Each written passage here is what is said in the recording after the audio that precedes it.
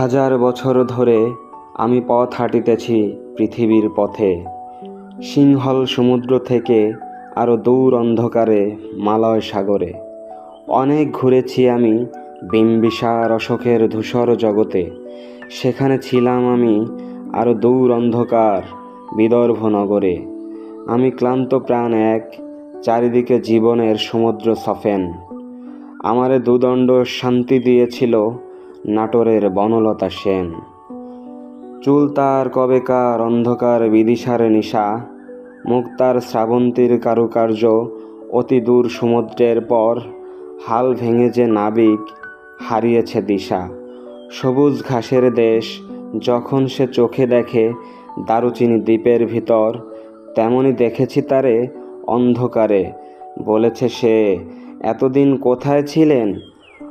পাখির নীড়ের মতো চোখ তুলে চাওয়া নাটোরের বনলতা সেন। সমস্ত দিনের শেষে শিশিরের শব্দের মতন সন্ধ্যা আসে, ডানার রৌদ্রের গন্ধ মুছে ফেলে চিল।